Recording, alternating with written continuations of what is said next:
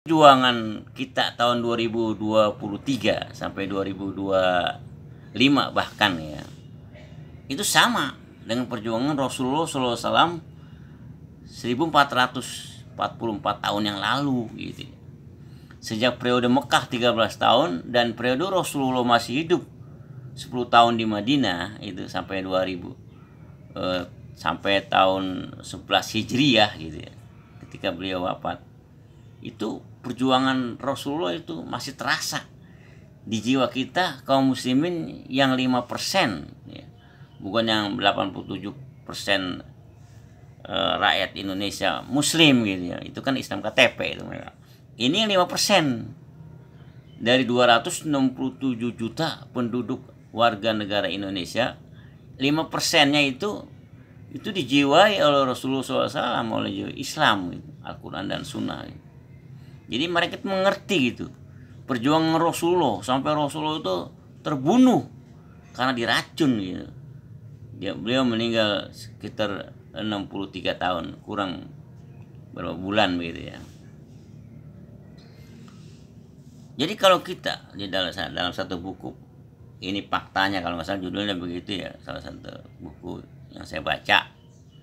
Jadi Rasulullah berpesan gitu, bersabda gitu. Kalau kita menerima musibah kecil atau besar gitu, musibah yang kita terima, bahkan musibah sangat besar yang kita terima saat ini selama kita hidup, itu belum apa-apa kalau dibandingkan dengan musibah wafatnya Rasulullah SAW.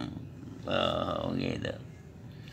Ini kita cerita ya boleh kala ngalong ngidur juga, tapi ya tentang Rasulullah, perjuangan Rasulullah dan perjuangan bangsa Indonesia yang berideologi Islam di NKRI ini gitu. Itu dijiwai oleh Rasulullah gitu. Kembali kepada tadi, kalau kita menerima musibah yang sangat besar, ingatlah dia bilang, musibah yang lebih besar lagi itu wafatnya Rasulullah gitu ya. Pada waktu Rasulullah sebelum meninggal, itu yang mengerti masalah ini adalah Abu Bakar As-Siddiq gitu, radhiyallahu anhu gitu. Yaitu ketika Rasulullah berkhutbah Hajjul Wada ya, pada Hajjul Wada, haji perpisahan, haji terakhir Rasulullah SAW, itu beliau bersabda gitu, atau ada Al-Quran yang menyatakan ketika gitu Allah Subhanahu Wa Ta'ala bertanya kepada hambanya gitu. Maksudnya hambanya ini Rasulullah Muhammad bin Abdillah gitu. Beliau akan memilih apa gitu, akhirat apa dunia gitu kan ya. Nah, Rasulullah memilih akhirat gitu. Kan saya pemahaman gitu. Nah ini Abu Bakar mengerti bahwa Rasulullah ini akan mati, akan meninggal, akan wafat gitu. Sahabatnya yang dicintainya ini akan meninggal gitu. Nabi Muhammad SAW, Rasulullah SAW ini segera meninggal gitu. Dianggap Islam itu sudah sempurna gitu. Walaupun Rasulullah itu belum meninggal saat itu, baru berpidato di Hajjul Wada gitu. Itu Abu Bakar nangis gitu. Termasuk ketika surah An-Nasr kalau misalnya, yang berbunyi a'udzubillahi minasyaitonirrajim,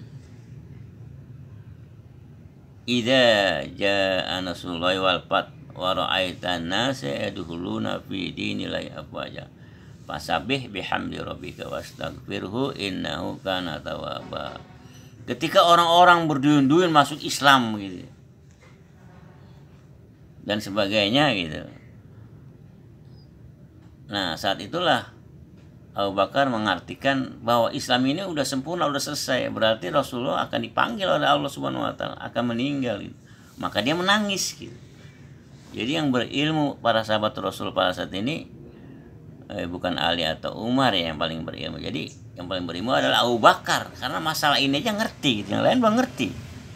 Ketika ditanya kenapa Anda menangis gitu ketika Rasulullah berkhutbah pada Hajjul Wada gitu.